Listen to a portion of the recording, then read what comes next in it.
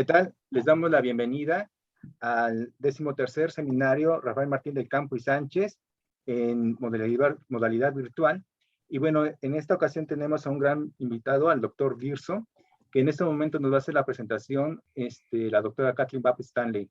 Adelante, Kathleen. Buenos días, bienvenidos todos a este 13º seminario. El doctor Rodolfo Dirso nació en Cuernavaca, Morelos, estudió biología en la Universidad Autónoma de Morelos, realizó su tesis de licenciatura sobre el estado de conservación de los bosques de la cuenca del río Balsas, dirigida por el maestro Francisco González Medrano, y posteriormente se incorpora al laboratorio del doctor Sarucán en la Universidad Nacional Autónoma de México. Realiza sus estudios de posgrado en la Universidad de Gales de Gran Bretaña y a su regreso en México se incorpora primero al Instituto de Biología y posteriormente al de Ecología. Fue director de la Estación Biológica de los Tuxtlas y gracias a su trabajo contribuyó mucho a la declaración de la Reserva de la Biosfera de los Tuxtlas. Desde 2005 es profesor del Departamento de Biología de la Universidad de Stanford, donde también ha sido director del Centro de Estudios Latinoamericanos y dicta cursos muy diversos sobre conservación biológica, ecología, y en colaboración con la UNAM, la CONABIO y la Universidad de la Sierra de Juárez, dicta el curso de diversidad biocultural en Oaxaca. Es miembro del Colegio de Biólogos de Morelos, de la Academia de Ciencias de Morelos, de la Academia Mexicana de Ciencias y de la Academia Nacional de Ciencias de Estados Unidos. Su campo de trabajo es la ecología y los aspectos relacionados con la conservación biológica, donde ha publicado más de 200 publicaciones, muchas de las cuales ha sido en colaboración con sus estudiantes. Actualmente sus publicaciones de cobertura internacional abordan el impacto humano sobre la biodiversidad. Realiza muy diferentes actividades de divulgación de la ciencia y mantiene programas educativos en ciencias dirigidos a estudiantes de grupos minoritarios de familias de inmigrantes en California.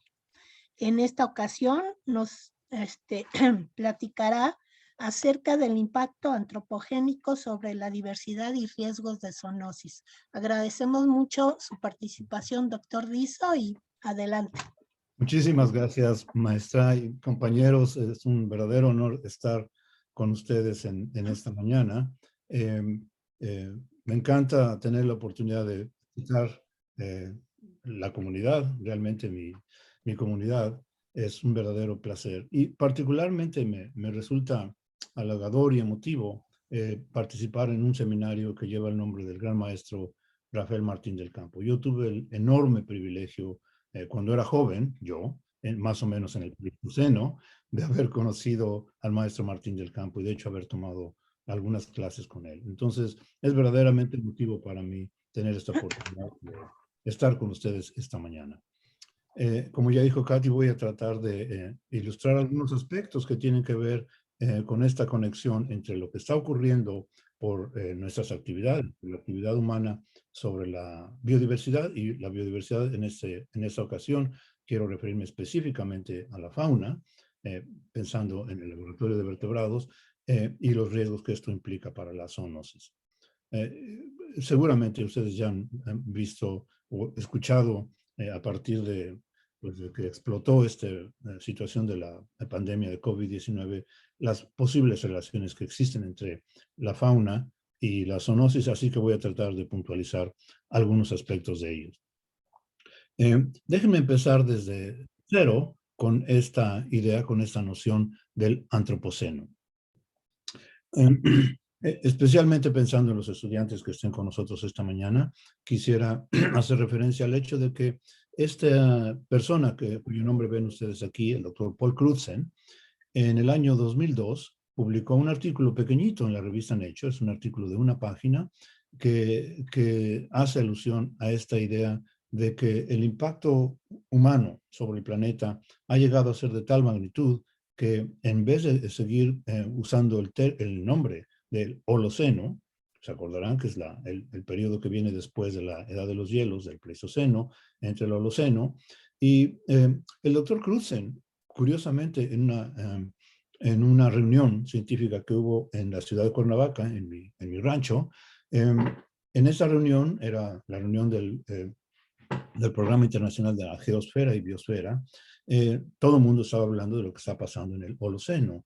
Y él intervino un poco enérgicamente y dijo que ya era tiempo de reconocer que el impacto humano sobre el planeta era de tal magnitud que deberíamos estar llamando por su nombre a esta era, a esta época, a este periodo, como el Antropoceno. Se imaginarán que eso generó mucha discusión entre los paleontólogos, entre los geólogos, en particular con el asunto de que dónde está la huella, digamos, clara, perdurable, a través de épocas geológicas grandes que demostrasen que hay una época del Antropoceno.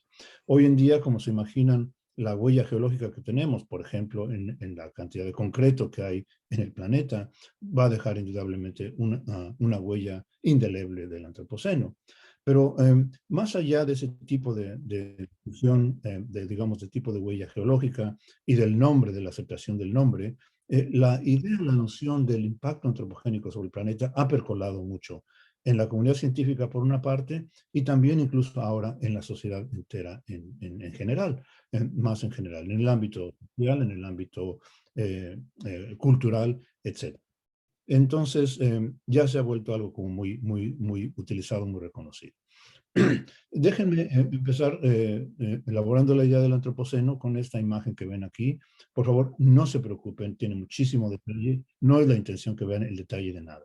En el panel del lado izquierdo van a ver una docena de gráficas, todas ellas de color naranja, que muestran una serie de variables socioeconómicas que representan lo que estamos haciendo nosotros con el planeta hoy en día. Por ejemplo, estamos utilizando fertilizantes, estamos utilizando energía, estamos desarrollando actividades de infraestructura o elementos de infraestructura enormes, como por ejemplo represas, estamos utilizando agua y demás.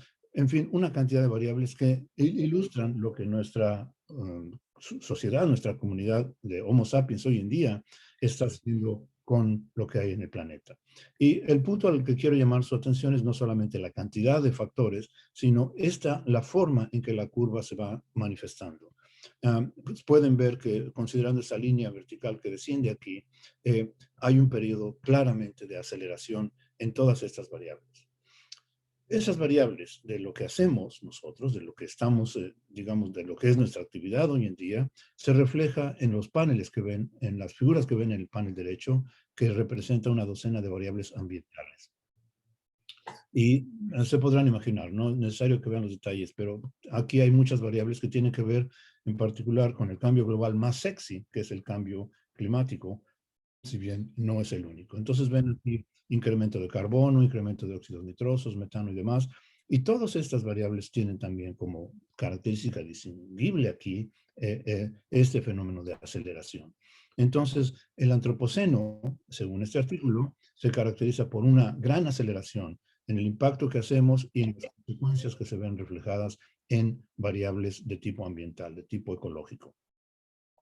Ahora, en estas variables hay, curiosamente, no hay muchas de lo que es más cercano a la biodiversidad, lo que es más cercano al tema que a mí, y espero que en esta mañana nos interese. Sin embargo, hay tres que sobresalen. Estas tres están aquí abajo en la derecha. Una es el incremento en el área de bosques tropicales convertidos, destruidos, cortados, la deforestación, y se ve también un fenómeno de aceleración. Si bien viene desde larga data, hay una aceleración muy marcada. El siguiente es lo que en este artículo se llamó la domesticación, es decir, la transformación del terreno. Para fines agrícolas, en general, cualquier tipo de transformación de lo que eran terrenos con mundo natural, ahora transformados en algo. Y el último, del lado derecho, es el incremento en el número de especies que se han catalogado como amenazadas. Entonces, esas tres variables tienen que ver más directamente con lo que está pasando con la biodiversidad en el antropoceno. Ahora, notarán que el énfasis en estas variables tiene que ver con cosas muy visibles, por ejemplo, la deforestación. Por razones de que medir la deforestación hoy en día con la fantástica tecnología que tenemos de sensores remotos nos permite hacer observaciones fantásticas, bastante buenas, hacer descripciones, modelación, proyecciones y demás. Entonces, esta tecnología nos permite analizar con mucho cuidado y con mucha creatividad realmente lo que está pasando con la vida vegetal sobre el planeta a través de verlo en términos de la deforestación, un término que todos ustedes y que toda la gente entiende.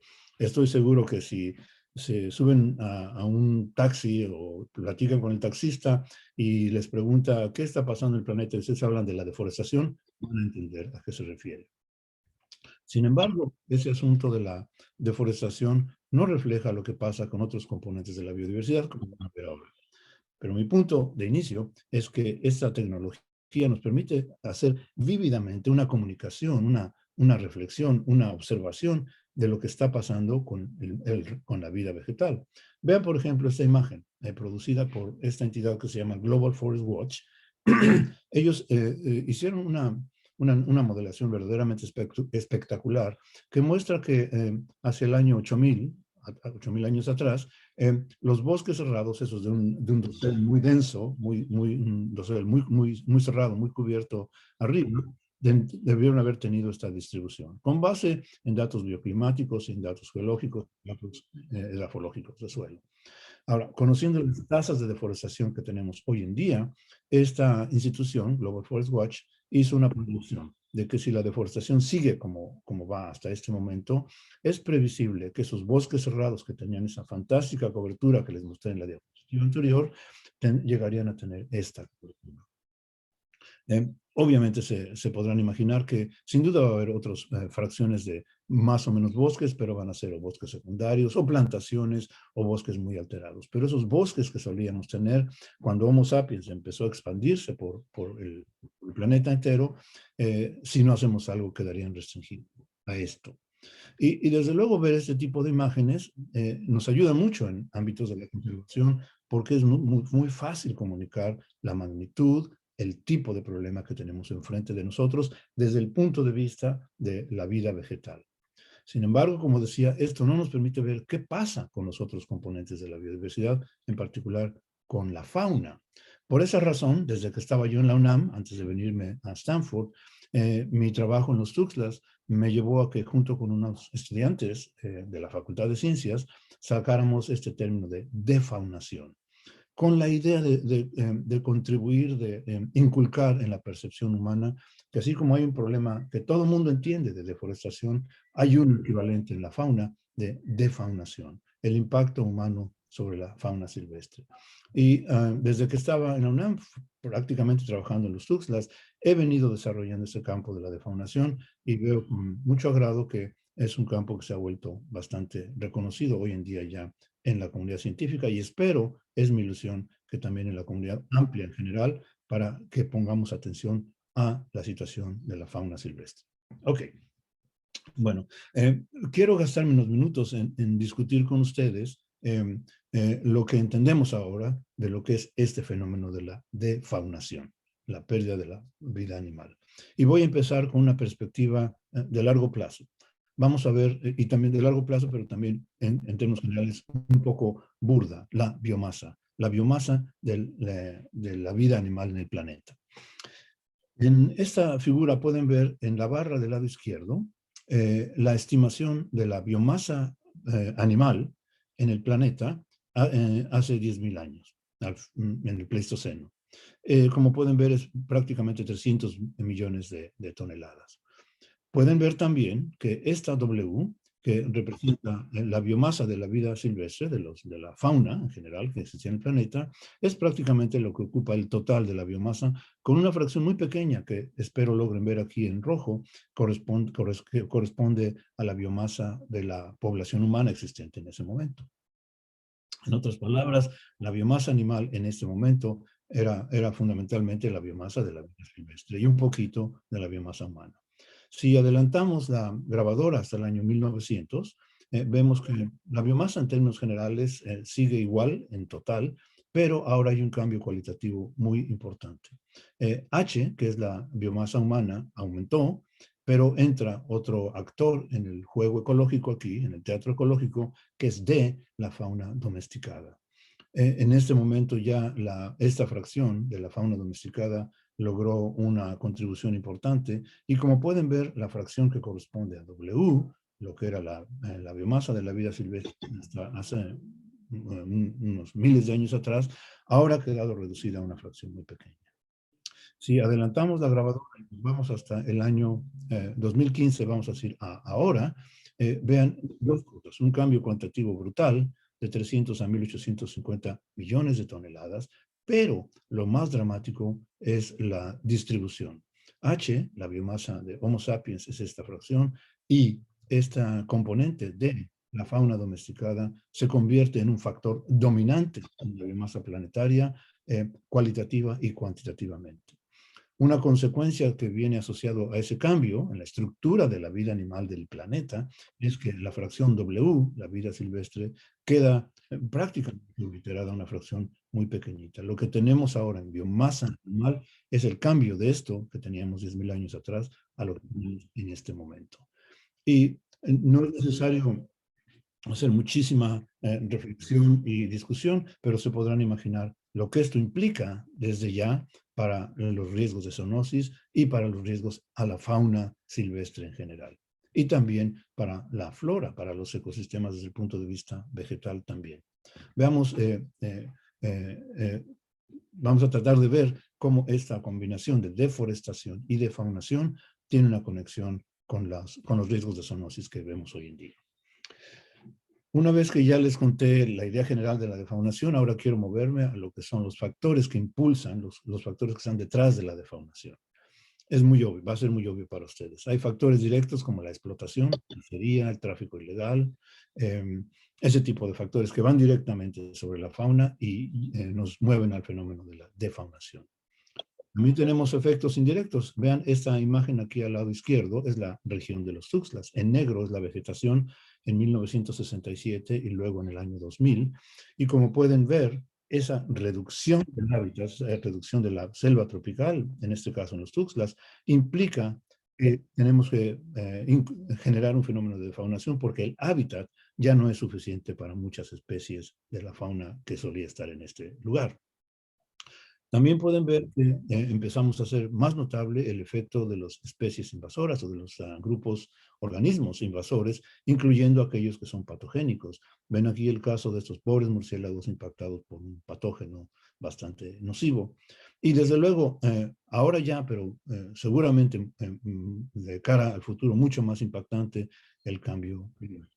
Entonces, esos factores operan y generan este fenómeno, impulsan este fenómeno de defaunación, pero el punto que quiero hacer énfasis aquí en esta diapositiva es que no es solamente cada uno de esos factores por separado, sino que las interacciones entre los factores también van a estar operando de manera muy compleja, como trato de ilustrar en este juego bastante loco de conexiones entre las diferentes flechas para indicar en realidad el problema que tenemos con la biodiversidad y con la diversidad animal en particular, por ejemplo, con la defaunación, es la interacción compleja de retroalimentaciones, sinergias, efectos directos e indirectos que surgen de la combinación de estos grandes factores de impacto antropogénico.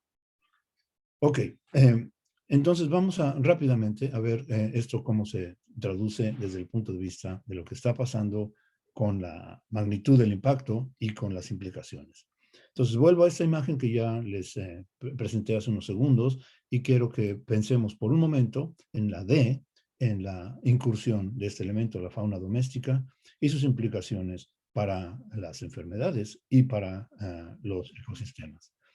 Ya se podrán imaginar que para acomodar toda esa magnitud de biomasa domesticada en el planeta, necesitamos hacer esto, transformar los ecosistemas, deforestarlos.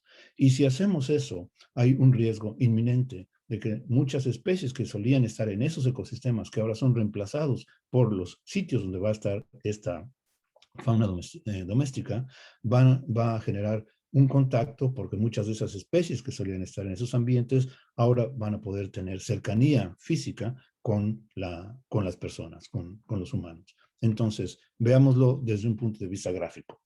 Esta foto de aquí arriba a la izquierda es la zona de los Tuxtlas. Aquí está la Laguna Encantada, al norte de donde está la reserva de la UNAM.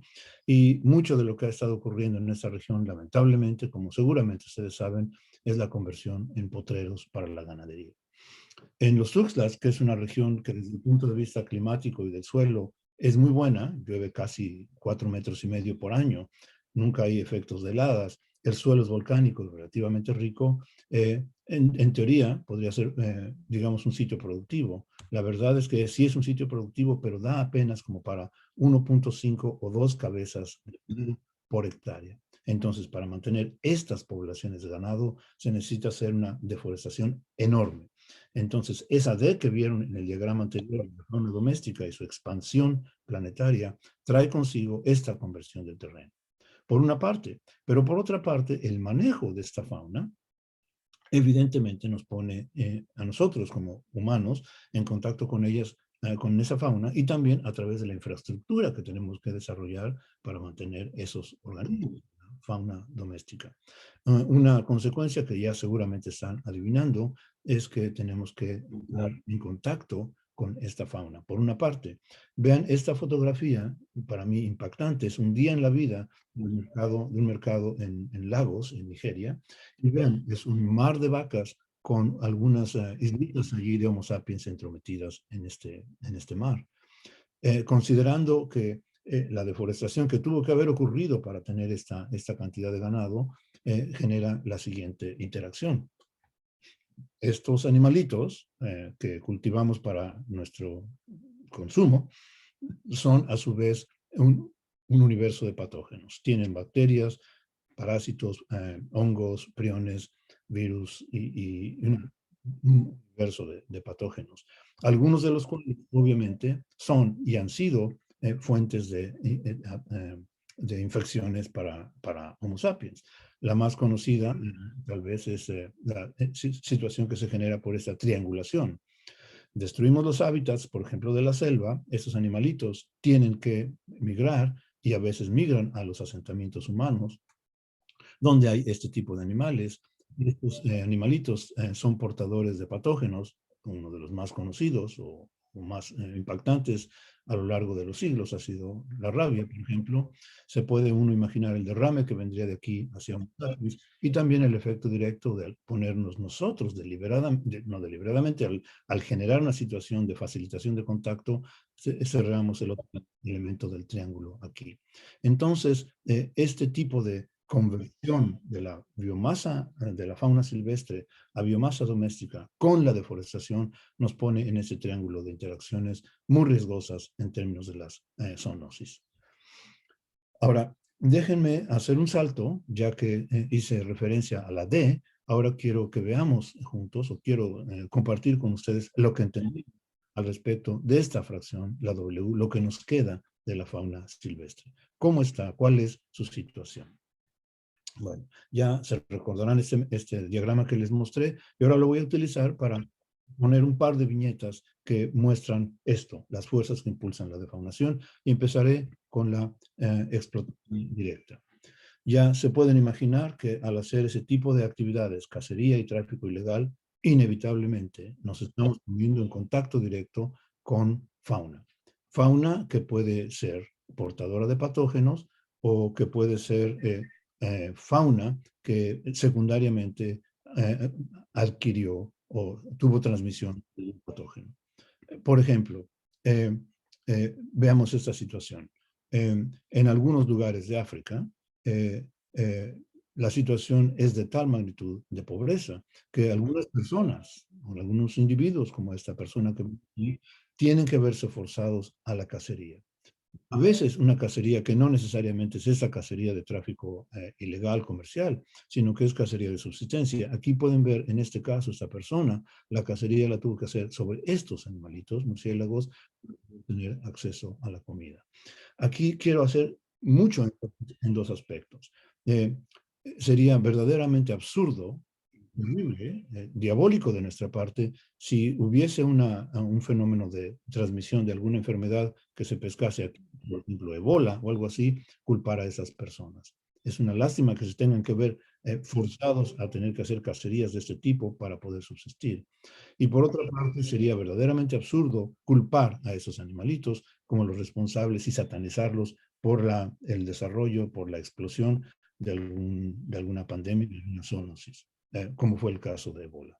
Entonces, si bien esta actividad tiene que ver con la defaunación y tiene el riesgo de generar zoonosis, el fondo está en lo que hacemos como sociedad con la vegetación y con la fauna, no es culpa directamente de estas personas y de estos animales en lo particular. Otra situación que viene en el uso directo es la sobreexplotación.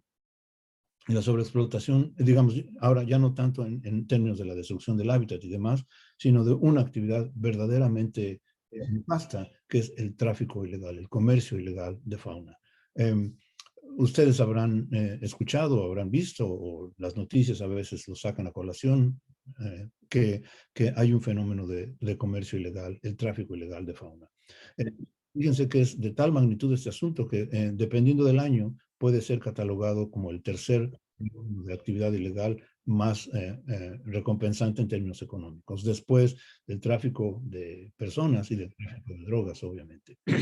Bueno, difícil, como se podrán imaginar, tener información precisa, tener información, datos sólidos, buenos, que documenten este fenómeno, siendo una actividad clandestina, ¿verdad? Pero algunas formas podemos, alguna idea podemos hacernos de alguna forma. Por ejemplo, aquí en este estudio, lo que hicimos fue ir a los reportes anuales del CITES, es una institución que analiza los decomisos de países cuando hay tráfico ilegal. Y lo que pueden ver en esta diapositiva aquí es el curso temporal del número de decomisos que han ocurrido entre 1995 y 2015. Insisto, esto es obviamente una subestimación, siendo que es difícil pescar siempre y tener datos precisos de este comercio ilegal. Pero aún con esa imprecisión, con esa subestimación, pueden ver que hay una tendencia bastante seria de incremento, una actividad que no cesa, que viene de hecho en creciendo. Y en particular en algunos años, como este que ven aquí del 2011, en algunos años la magnitud del comercio ilegal es bastante profunda.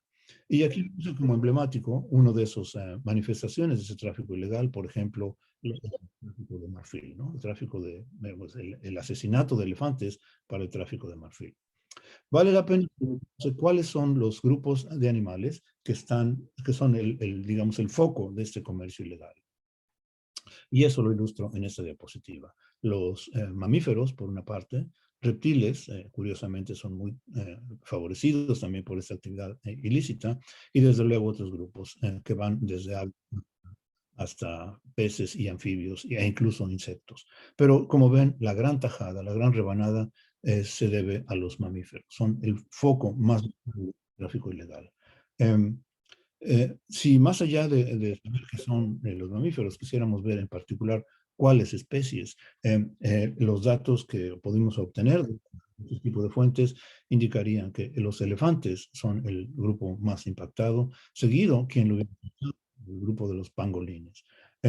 Y la razón por la que quise poner este diagrama de pastel enfrente de ustedes es por el hecho de que, si bien hasta ahora no ha sido factible definir cuál fue la fuente digamos, de la transmisión, la generación de la pandemia que estamos padeciendo hoy en día, sabemos por lo menos que estos animalitos son portadores de alfa y beta coronavirus, y esos virus tienen un genoma muy, muy cercano al genoma del virus que estamos padeciendo hoy en día, del SARS-CoV número 2. Entonces, si bien no tenemos certeza y desde luego no podemos culpar a esos animalitos nuevamente, lo que sí nos llama la atención al hecho, nos pone en alerta de que este tipo de actividades que tienen que ver con esto realmente nos están poniendo en una situación de riesgo verdaderamente serio mientras sigamos con este tipo de acciones sobre la fauna, mientras sigamos haciendo defaunación con este tipo de aristas. Ok. Ahora, para tratar de ir un poco más en detalle a describir para ustedes la situación de la fauna, déjenme tocar este tema de qué especies o qué grupos de animales son los que son los más susceptibles de ser impactados por la defaunación. Por esta razón que pongo al principio aquí, no todos los animales son iguales. No tienen nada que ver con la granja animal, en este caso tiene que ver con dos atributos particulares. Uno, que nosotros, los humanos, tenemos claramente preferencias particulares por el tipo de fauna en la que nos enfocamos para impactar, directa o indirectamente. Y segundo, eso se compagina con el hecho de que hay diferente susceptibilidad intrínseca por parte de los animales. Y estas diferencias se correlacionan con los rasgos vitales de las especies. Un rasgo vital que es particularmente revelador es el tamaño corporal, el tamaño promedio de una especie. Ya saben que hay desde especies pequeñitas como roedores hasta especies muy grandes como tapires o como elefantes en África y demás. Pero el tamaño corporal es un rasgo vital que refleja, como ya la magnitud de ámbito hogareño que tienen las especies, que refleja el número de camadas que tienen por año, que reflejan la tasa de expansión de la población de esas especies. El tamaño corporal es un buen, digamos, es un buen predictor de una serie de características de rasgos vitales que correlacionan lamentablemente con la susceptibilidad al impacto humano.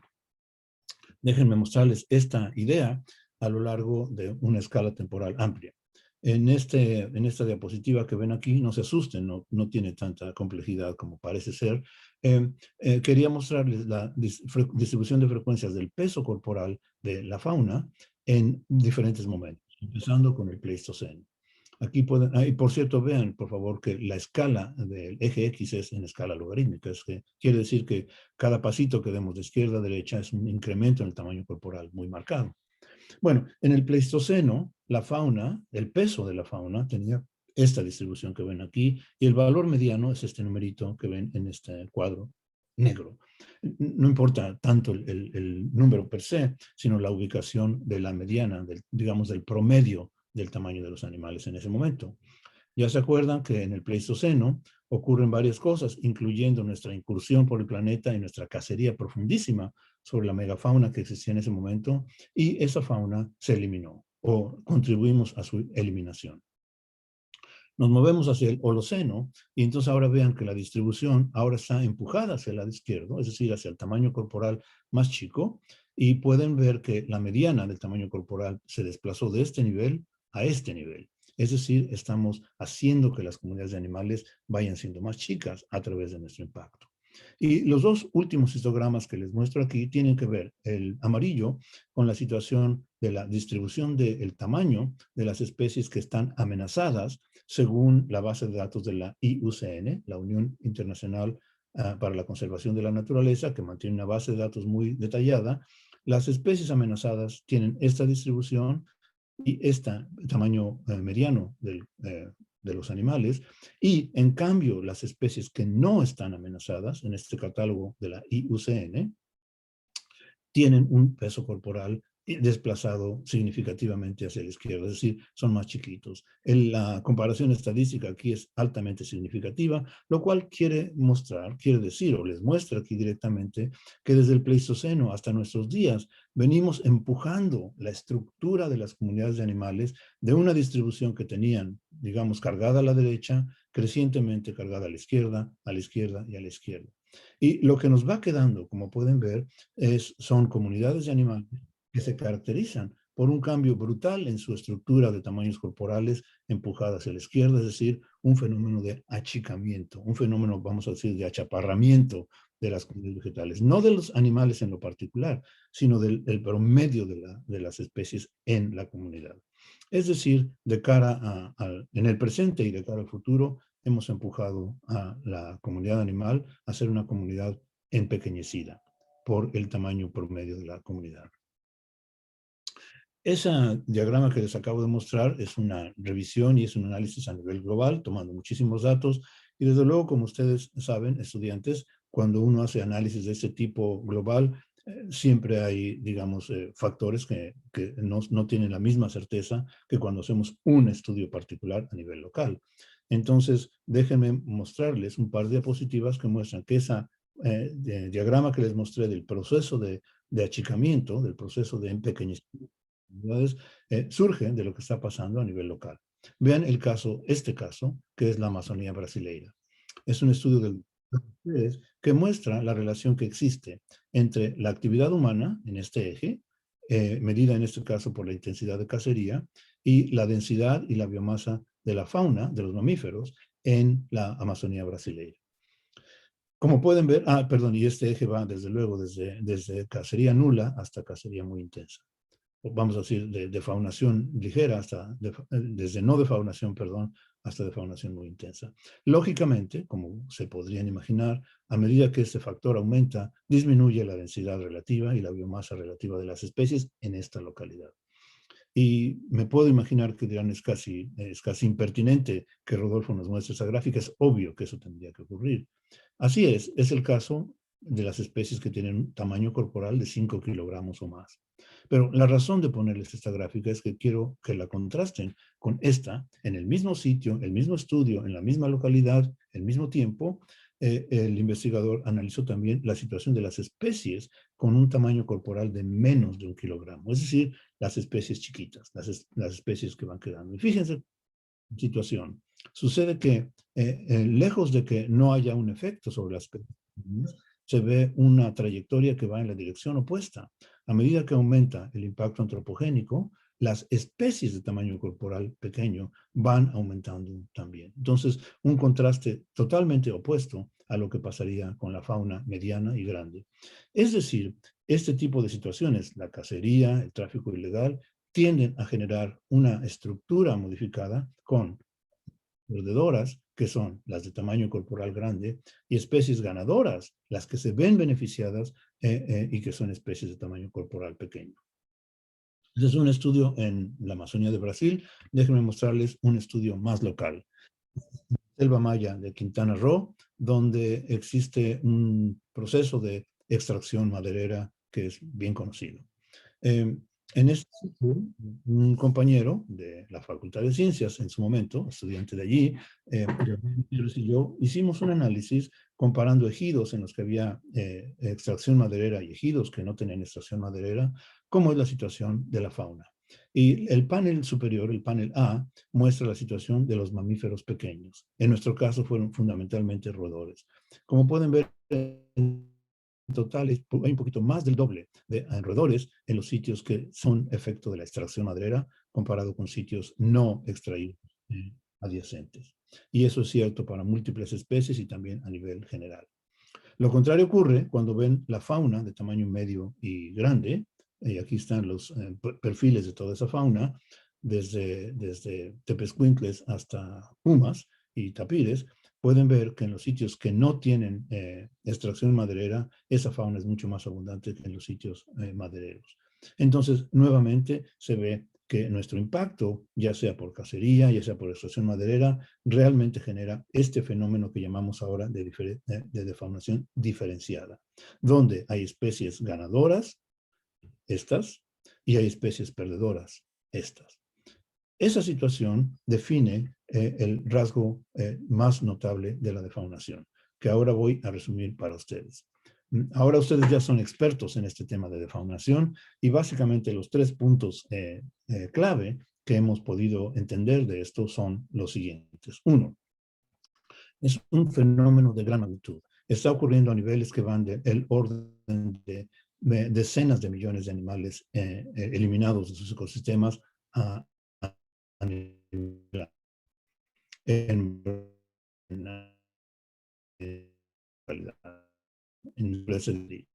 Segundo punto, eso está ocurriendo por todas partes, pero la verdad, en las zonas tropicales, todavía hay fauna en muy buen estado de conservación. Las zonas tropicales son particularmente. Y el tercer punto, tal vez el más importante, es este fenómeno es diferenciado, con 2 ramificaciones. Los animales grandes y medianos son los más impactados y los animales pequeños no son impactados y a veces resultan ser ganadores. En el contexto de lo que estamos queriendo discutir hoy, que es los riesgos de zoonosis, vale la pena preguntarse cuáles son estos animales, cuáles grupos, qué linajes, qué especies, qué taxonomía está asociada a esta situación de perdedores y de ganadores, con énfasis en particular en los ganadores. Entonces quiero mostrarles esta figura que muestra la distribución de la riqueza de especies en la clase mamífera, en la clase mamalia, en términos de sus diferentes órdenes que están colocados aquí de manera descendente del grupo que tiene más riqueza de especies hasta el grupo que tiene menos riqueza de especies. Y como pueden ver, un grupo que sobresale aquí directamente es el grupo de los roedores. Como todos ustedes, zoólogos en formación o zoólogos ya bien establecidos, saben, los roedores son una maravilla evolutiva en términos de su explosión, en términos de su diversificación biológica, de su riqueza de especies, como se ve en esta diapositiva de este lado. Ahora, una cosa que tiene que ver con la discusión es que existe esta relación que pueden ver aquí en esta parte del panel azul. Están aquí puestos el número de especies que existen en cada orden de esos que ven en el lado izquierdo, y sobre el eje Y está el número de especies zoonóticas, especies que son hospederas, que son reservorios de algún patógeno de potencial zoonógico o de capacidad zoonógica ya establecida. Y como pueden ver, hay una relación directa. A medida que el número de especies aumenta en un grupo particular, son zoonóticas en ese grupo también aumenta. Entonces, pueden ver que grupos que son ricos en especies, este en particular, por necesidad, una gran riqueza de especies también zoonóticas. Quiero insistir en un punto que hice hace un momento. Esto, de nuevo, no es culpa de estos problemas. No, por favor, no quiero que empecemos a ni siquiera pensar en una satanización de esos grupos. Esta es la ecología y evolución de esos animales que tienen estas características de poder llevar estos patógenos por su propia biología evolutiva, pero la situación que nosotros estamos creando en términos de facilitar, promover la situación de abundancia de esas especies, es lo que nos pone en riesgo. Muy bien. Eso ocurre en general de manera consistente. Más riqueza de especies, más número de especies zoonóticas. Es como una relación estadística básica. Y lamentablemente hay grupos como este en particular que tienen el potencial de funcionar como especies zoonóticas. No por otra razón, sino porque intrínsecamente son portadores y son capaces y resistentes a muchos patógenos, pero a la vez porque tienen una historia de vida que les permite que no sean tan impactados por la defaunación y que incluso sean favorecidos por nuestra actividad antropogénica. Ok, entonces, ya conociendo este fenómeno del impacto antropocénico sobre la fauna, ahora quiero hacer una conexión más directa sobre las zoonosis. Y me voy a enfocar al caso de los roedores, que es el único que yo he podido estudiar con cierto nivel de detalle.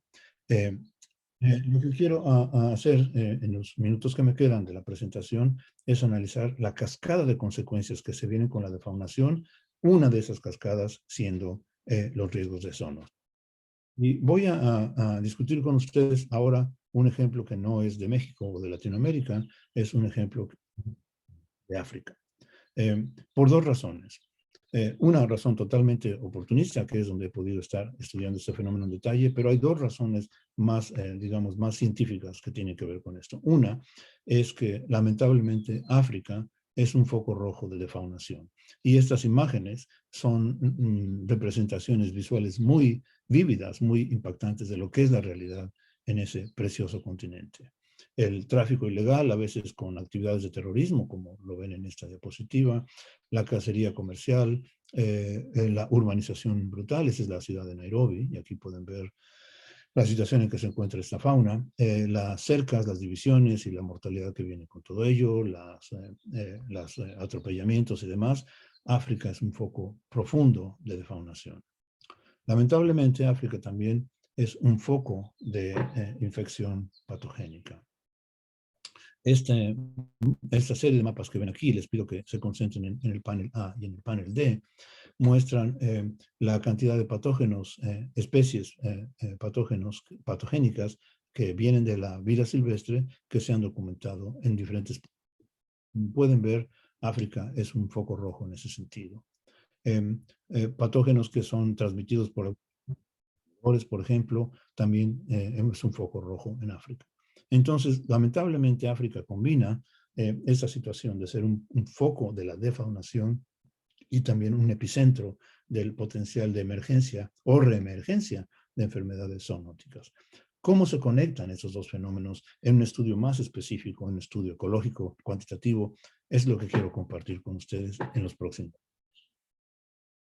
Para tratar de responder a esa pregunta, ¿cuál es la relación entre la defaunación selectiva, ya se acuerdan, que sufren unos y ganan otros, y las zoonosis? Para eso, en esta localidad, en una estación biológica que se llama la Reserva de Mpala, hemos podido tener acceso a este experimento. Aquí hay, como pueden ver, una persona, y aquí hay estas cercas que son electrificadas y son de un tamaño bastante grande. Son 4 hectáreas y eso está repetido con varias veces, es decir, tiene un cierto grado de repetición. Para hacer el experimento de comparar estos sitios que experimentalmente son defaunados, porque en esta zona, en la reserva de Mpala, la fauna nativa está en verdadero fantástico estado de conservación. Allí van a tener elefantes, jirafas, cebras, todos los animales grandes y los medianos y los pequeños existen en esta zona. De manera que si montamos este experimento de excluir, de montar esas parcelas grandes de 4 hectáreas e impedimos que la fauna entre a esos sitios, en particular esas parcelas, estamos haciendo un experimento, tal como un médico haría con sus cajas de Petri o como un bacteriólogo haría con sus cajas de Petri. Una caja de Petri es la caja de Petri de las parcelas defaunadas y otra caja de donde está toda la fauna, y esto repetido varias veces, es decir, varias cajas de Petri con este experimento. Con la intención aquí de mostrarle a los estudiantes que aún en ecología, digamos a escala espacial amplia, es posible no solamente hacer observaciones, sino también a veces tener experimentos muy rigurosos. Este sitio lo hemos utilizado para responder esa pregunta. ¿Cuál es la liga entre la defaunación y las enfermedades? Para hacer una historia que es relativamente portada en una diapositiva, que es esta, les puedo decir que montando una campaña de captura de roedores dentro de las exclusiones y afuera, hemos descubierto consistentemente que la abundancia de roedores se incrementa en casi 3 veces, 2.5 a 3 veces más dentro de las exclusiones, donde no está la fauna grande, comparado con los sitios adyacentes testigos. Y me imagino que ustedes pueden estar especulando qué tipo de razones estarían en el trasfondo de este incremento en las ratas, en los roedores. Probablemente tiene que ver con esos cambios que ven ustedes en la vegetación. Pueden ver más arbustos, más pastos, más comida. Las acacias que deberían estar siendo comidas por elefantes y jirafas y demás, aquí ya no son comida, las semillas caen, probablemente más alimento.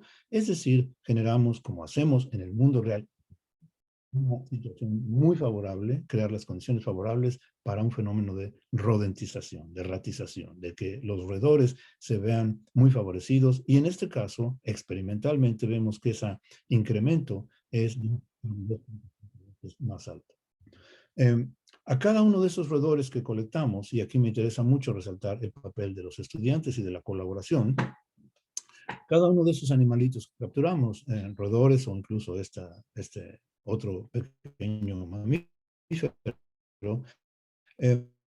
lo que hacemos es, hay una cosa, es un peine, un escarmenador, el cual le pasamos homogéneamente distintas partes del cuerpo en forma estandarizada, de manera que todos sus ectoparásitos caigan en este baño de alcohol para poderlos después pipetear, para después pipetearlos sin comer los ectoparásitos, obviamente. Después se ponen en un vial, se almacenan y se mandan para análisis molecular y ver qué patógenos lleva. Además de cada animalito, cortamos una fracción muy pequeñita de la cola para extraer sangre y ver los patógenos que el animal mismo lleva, y además para hacer la identificación correcta con código de barras y tener certeza de qué especie de pequeño mamífero lleva qué patógeno, perdón, lleva qué ectoparásito y cuál patógeno.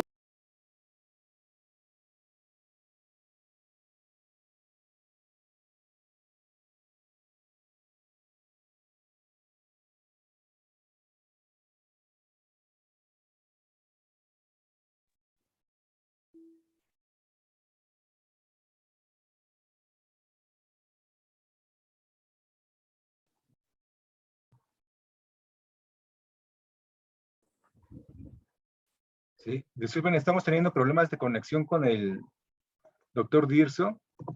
Déjenme ver.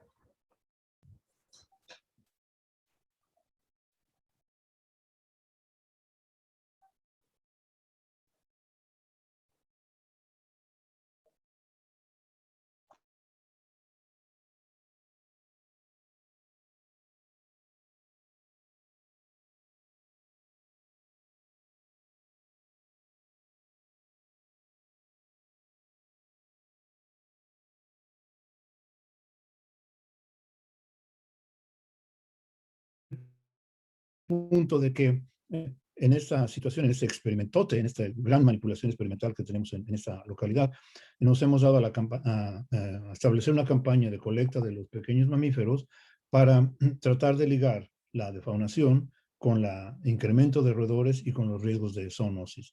Entonces, lo que estaba mostrándoles en esta diapositiva es el procesamiento que hacemos en cada uno de los animalitos para extraer sus ectoparásitos, después a los ectoparásitos y a la sangre de los animales, de los pequeños mamíferos que colectamos, los guardamos para ser analizados a nivel molecular. Y luego decía que la participación de estudiantes siempre es muy importante para mí, y creo que es el caso de los biólogos de campo en general, involucrar a los estudiantes. Ok, entonces lo que hacemos después, regálenme un segundo, voy a cerrar una puerta aquí.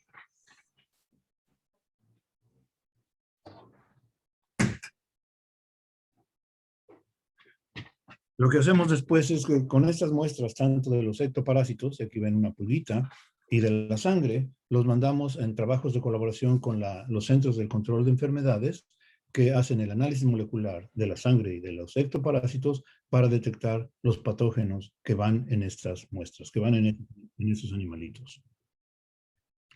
Y lo que ha surgido hasta este momento de esta colaboración con este Centro de Control de Enfermedades es esa horrible lista de patógenos que pueden ver en esta diapositiva. Algunos de ellos tal vez les resultarán conocidos. Hay Bartonella, Borrelia, hepatozoas, hay rickettsias, leishmanias, e incluso hay esta bacteria terrible, que es la bacteria de la peste bubónica, de la plaga. Y el trabajo de esa colaboración, la colaboración con compañeros, todavía no concluye.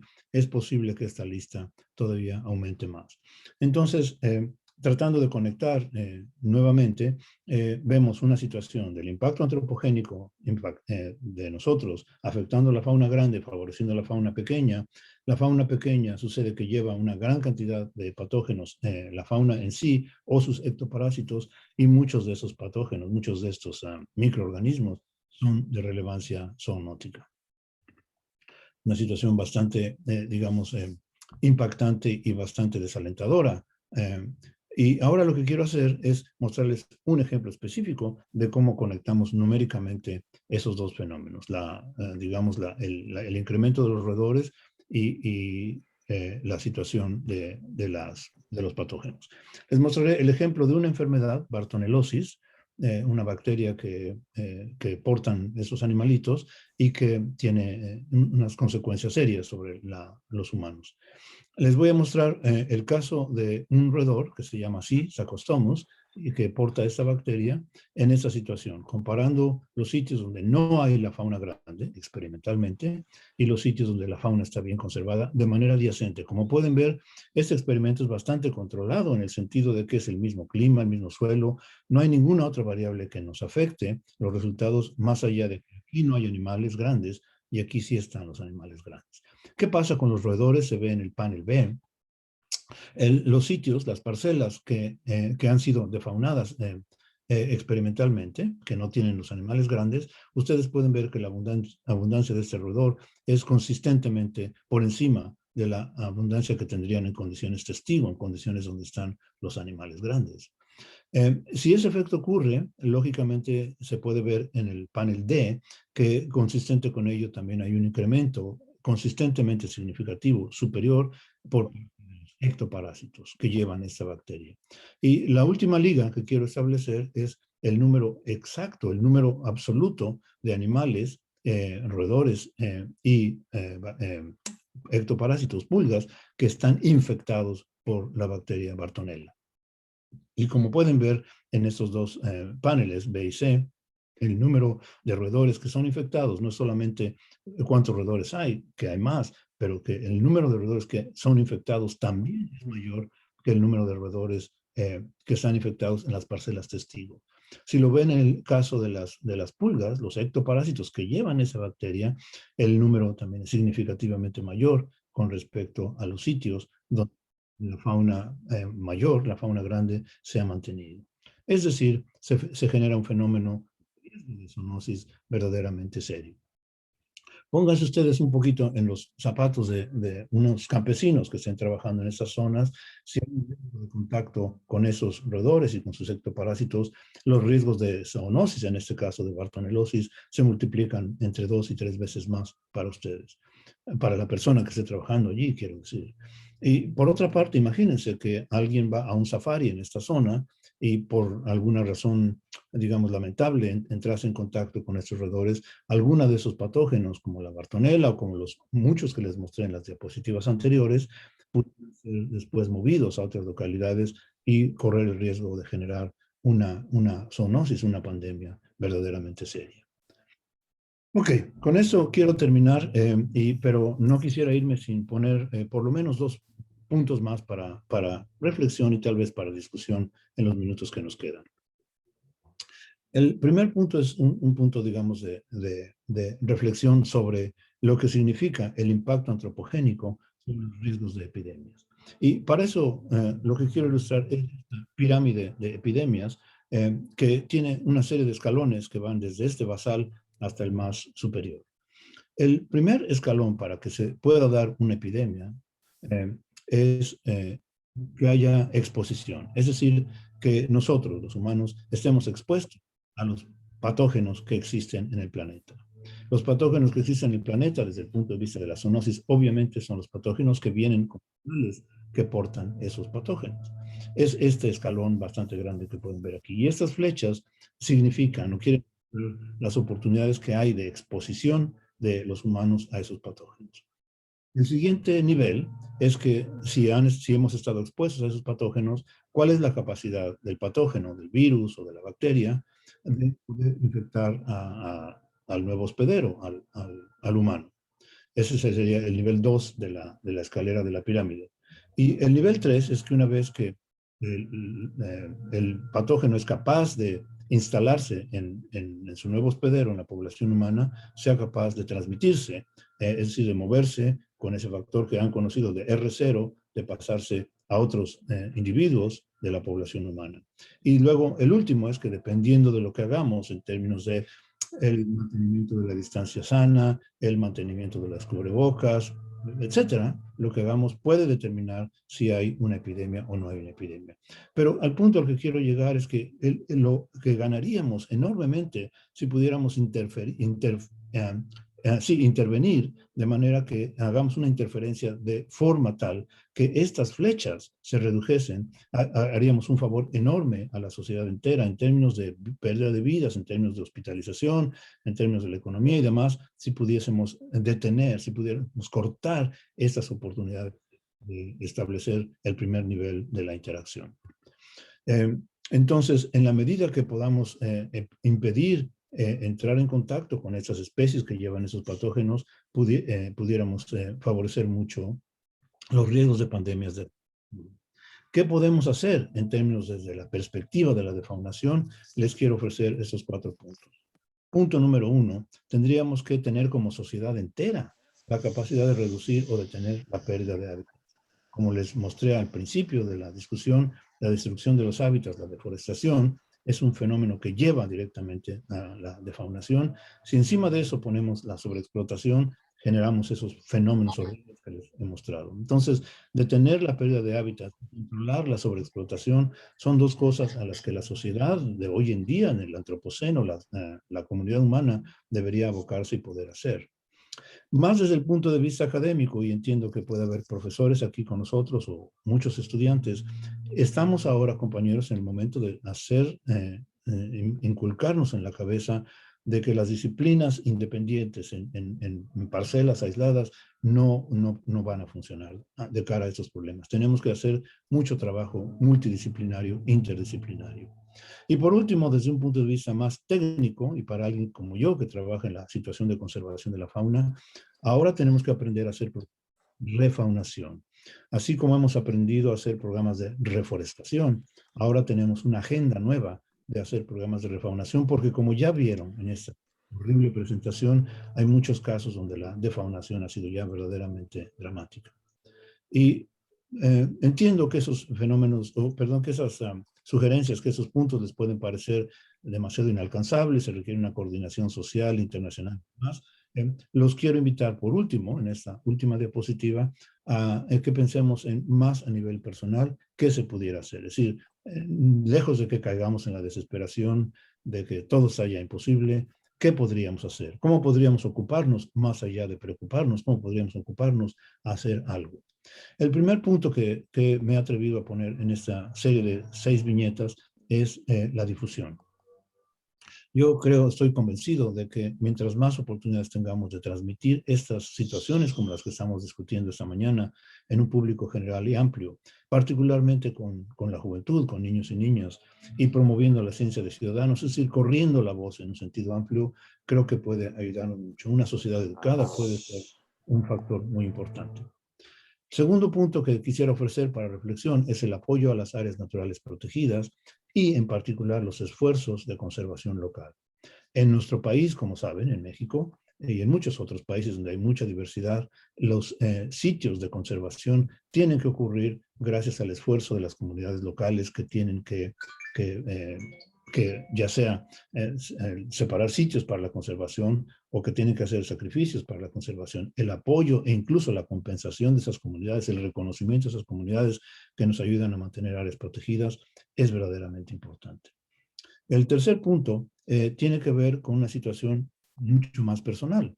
Yo pienso que en la medida que entendamos todo este tipo de problemas, en el momento de el momento que se lleguen elecciones, por ejemplo, tenemos que exigir realmente a que los líderes que se están candidateando sean líderes comprometidos con la ciencia y cuidado de la naturaleza.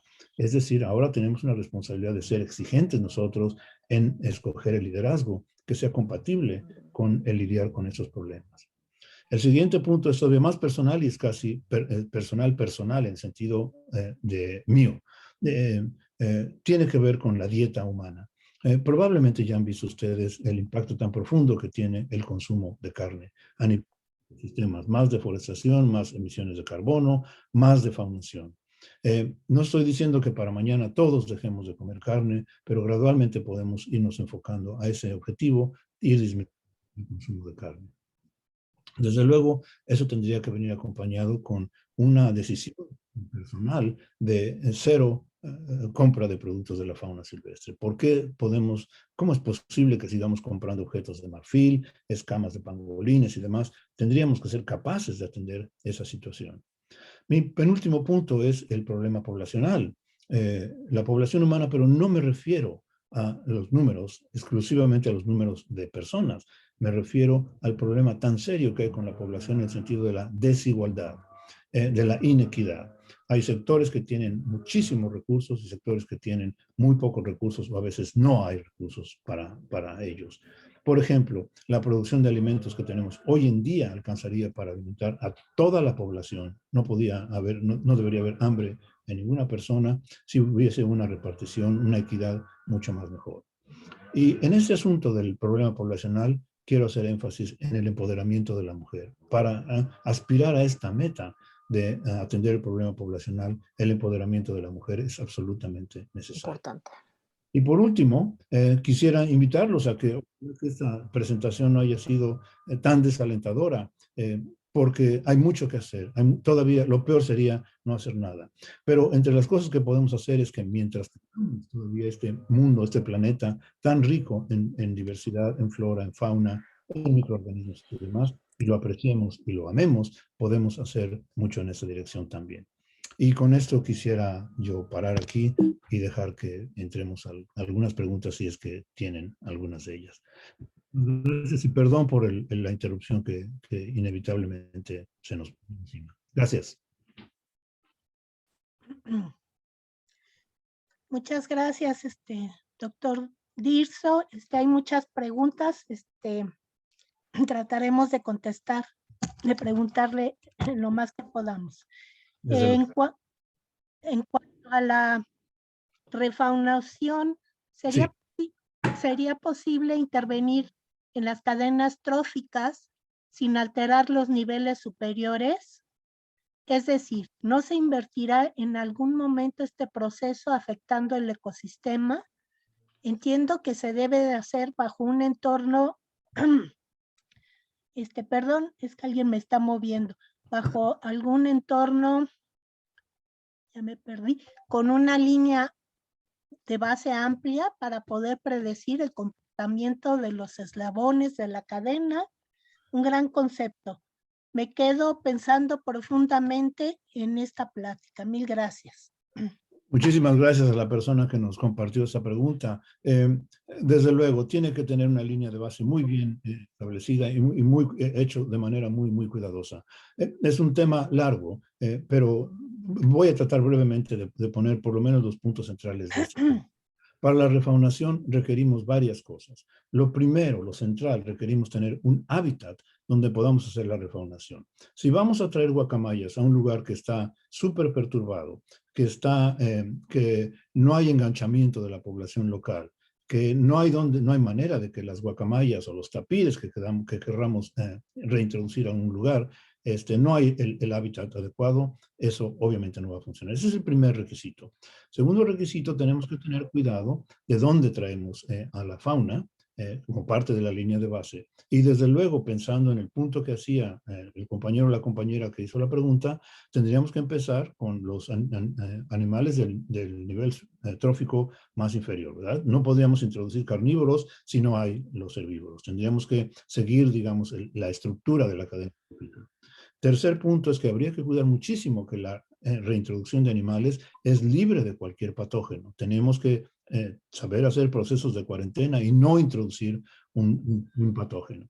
Una cosa que en algunas especies pudiera ser crítica es cuál nivel de variación genética. A lo mejor, por ejemplo, los jaguares del norte de México, que tienen una diferenciación genética distinta a los de Chiapas, por ejemplo, hacer refaunación con jaguares de Chihuahua, no convendría hacerlo en una población, digamos, del sureste del país. El siguiente es verdaderamente el más crítico para mí. Tenemos que hacer esos proyectos en conjunto con la comunidad local. En lo que yo he visto en nuestro país, en México y en otros en Latinoamérica, cualquier intento de hacer ese tipo de proyectos que no engancha, que la comunidad local no lo hace, no lo ve como suyo, no participa, generalmente tienden a fallar. Ese tipo de elementos creo que estarían en el fondo de lo que vendría con planes de refaunación, además de lo que mencionó el compañero o compañera. Ok, muchas gracias. Muchas felicidades, doctor Dirso. ¿Usted considera que las condiciones socioeconómicas o culturales de las poblaciones humanas deben de considerarse para el programa de restauración de vida silvestre? Yo pienso que sí, tiene que ver mucho con el comentario que acabo de hacer. Es imposible pensar que hagamos programas de restauración, de refaunación, de traer nuevamente a especies silvestres a los lugares donde ya estén extirpados sin considerar a las poblaciones humanas. Y la consideración de las poblaciones humanas puede tener un ámbito amplio de niveles de consideración, desde la educación a nivel local o desde, digamos, de que las personas que hacen el programa de restauración tengan una comunicación sólida y una aceptación por parte de la comunidad local, hasta situaciones donde tengamos que ver ese tema que se llama el pago por servicios ambientales. En algunos casos tenemos que recompensar financieramente, económicamente a las poblaciones en las cuales se va a hacer este programa para que ellos participen también con un beneficio directo. Así es que definitivamente. Gracias. Eric, ya me perdí dónde está Eric. Usted, perdón, Alan, felicita por su plática y si sabe cuál es el efecto de la defaunación en las comunidades de microorganismos. Excelente pregunta. Para hacerlo muy concreto, voy a decir que yo sé muy poco. Y hay en realidad poquitos estudios que se estén enfocándose a ver este problema. Mi predicción, un poco, digamos, en el aire, sin tener algunos estudios de base, más que los que he mostrado de cómo cambian las comunidades de patógenos, mi predicción es que el impacto sobre los microorganismos va a ser enorme. Nada más traten de imaginarse una sabana de África en la que quitamos los elefantes, las jirafas, las cebras, los ñandús, los búfalos y demás, los sacamos del ecosistema por cacería, por tráfico ilegal. Imagínense qué va a pasar con ese sitio. La cantidad de excremento que ya no estaría, que sería, digamos, un proceso crítico para el funcionamiento de hongos y otros microorganismos en los procesos de descomposición. Hay una gran biodiversidad a nivel de suelo, por abajo, digamos, por abajo de la superficie del suelo, desde microfauna hasta microorganismos que juegan un papel verdaderamente crucial en términos de micorrizas, en términos de producción de nutrientes e incorporación a las raíces de las plantas, etcétera. O sea, yo creo que es previsible que haya una cadena de fenómenos en cascada que se desatan con la defaunación. Lamentablemente, hasta ahora, nuestro trabajo en ese ámbito, no me refiero exclusivamente a mi laboratorio, sino en general a la comunidad científica, no nos hemos abocado mucho en eso. Pero estoy seguro que es una caja de Pandora. La persona que hizo la pregunta, si se quiere dedicar a eso, le puedo asegurar que se va a abrir un campo muy fértil de trabajo. Muchas gracias. Otra pregunta es sobre si usted considera que el veganismo como movimiento tiene un papel importante en la conservación de los bosques y selvas por la deforestación y la ganadería. Sí, buena pregunta, y tiene que ver con una de las viñetas que puse hacia el final. El veganismo, o digamos, o incluso las etapas previas al veganismo, como pudieran ser gradualmente empezar por evitar la carne roja, evitar después la carne de cerdo, después la carne de pollo. En la medida en que vayamos disminuyendo eso, va a disminuir muchísimo el problema de la deforestación, el problema de las emisiones de carbono y el problema también de la salud humana. Yo creo que no es necesario parar totalmente la dieta en unas cuantas horas. Tiene que ser un proceso gradual y en la medida que podamos movernos a una dieta más rica en productos vegetales y menos abundante en productos animales, el favor al planeta va a ser, a la naturaleza va a ser mayor. Piensen nada más en el problema de las emisiones de metano.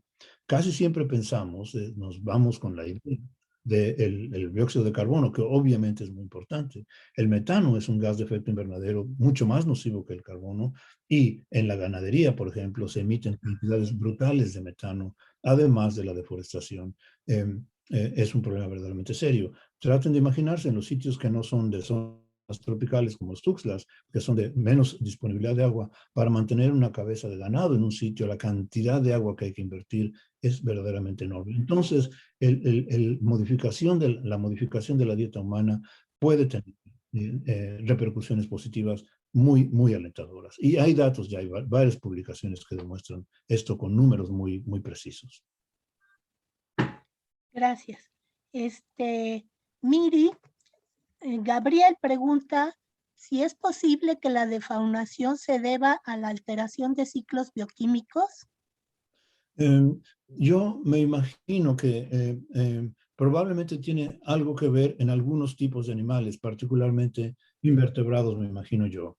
En los vertebrados de talla chica, mediana y grande, probablemente tiene que ver desde el punto de vista de la nutrición, pero la verdad es que midiéndolo en la mayor cantidad de casos que se ha podido hacer, los factores más impactantes son, en orden descendente, número uno, la sobreexplotación, la cacería, el tráfico, ese tipo de cosas. Número dos, la destrucción del hábitat, el uso de la tierra, el cambio de la tierra, el impedirles que tengan un hábitat propicio. Esos dos factores que impulsan la defaunación son con mucho los que más impacto tienen. No quiero decir que los otros no tengan valor, pero realmente en términos relativos, esos dos son los que verdaderamente son más dramáticos. Okay, gracias. Jacqueline pregunta si considera que la defaunación se podría controlar si no existiera un problema de sobrepoblación humana. Se podría tener un efecto, desde luego, pero recuerden mi punto en el que insistí, de que la población humana es un fenómeno que tiene múltiples aristas y yo creo que no es pertinente considerar solamente el aspecto numérico. Para mí el problema más, no para mí, en realidad está bastante bien estudiado y está bastante bien documentado, que el problema poblacional, por así decirlo, tiene que ver muy directamente con este asunto de la inequidad, con este asunto de una cosa que los economistas y los periodistas llaman el índice de Gini, que es la discrepancia en la disponibilidad de recursos en extremos entre miembros de la población o sectores de la población. Hay países que tienen muy poco, que tienen casi nada y sufren muchísimo, pobreza, enfermedades y demás, y hay países que tienen un exceso verdaderamente grosero, verdaderamente inaceptable. Dentro de países hay sectores que tienen poco o nada y sectores que tienen un exceso. Llegamos al punto tal, compañeros, que probablemente dependiendo de la localidad, no probablemente dependiendo de la localidad, podemos estimar que la magnitud de desperdicio, por ejemplo, de alimentos, puede ser hasta del 50% en algunos sitios. Entonces, es un problema numérico, pero tiene una arista verdaderamente central con el tema de la inequidad, de la desigualdad. Gracias. Y la última pregunta, porque ya no nos da más tiempo. Sí. En términos generales, la defaunación, la deforestación y las actividades agropecuarias han incrementado la zoonosis. ¿En qué momento las zoonosis restablecerán su equilibrio? Bueno, ese asunto del equilibrio es un aspecto, digamos, de análisis y modelación matemática que se puede inferir. Tiene que ver con factores demográficos, ecológicos, como ese factor que ustedes habrán escuchado, el factor R0, la tasa de transmisión de una persona a otras, tiene que ver con cómo impedimos que ese factor de R0 se disminuya. Tiene que ver con la magnitud de la población que esté infectada al punto tal de que los patógenos ya no encuentren hospederos nuevos a que infectar.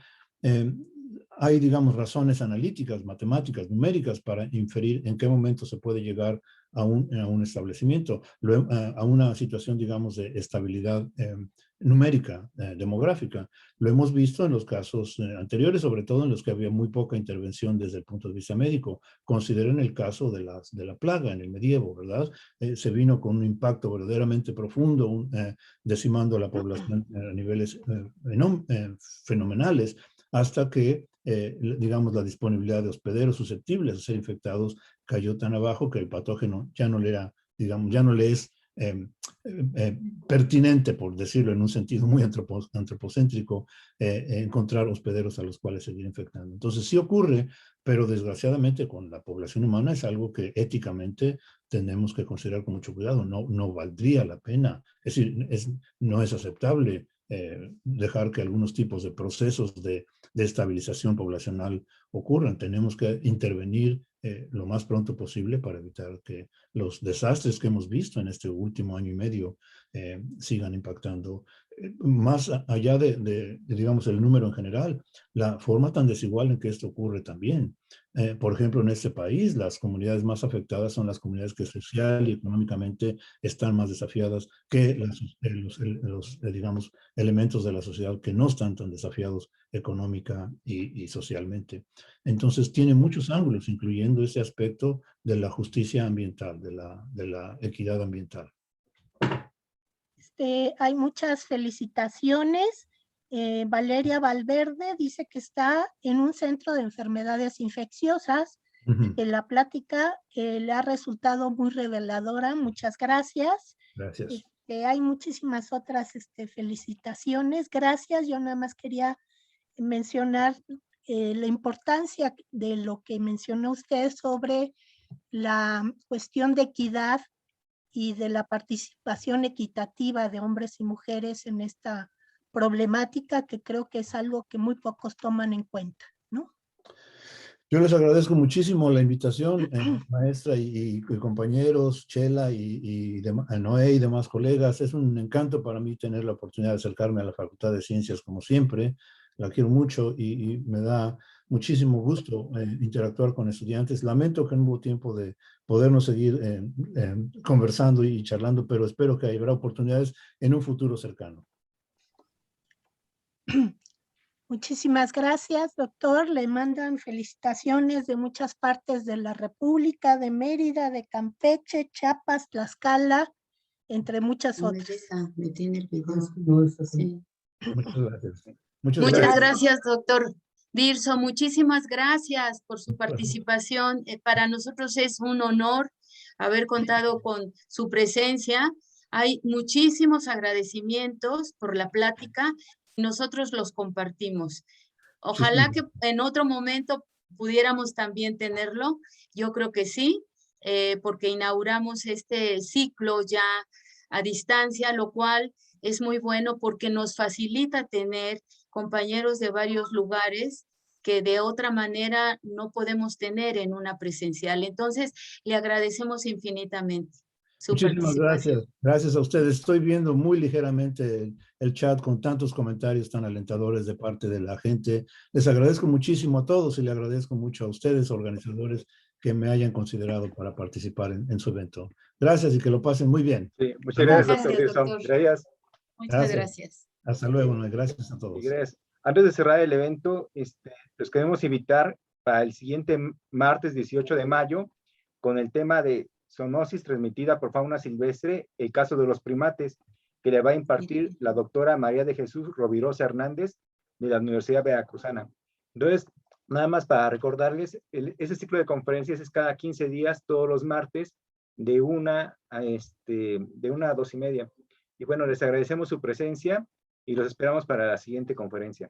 Que tengan buena tarde. Sí. Hasta luego. Gracias. Hasta luego, gracias. Gracias,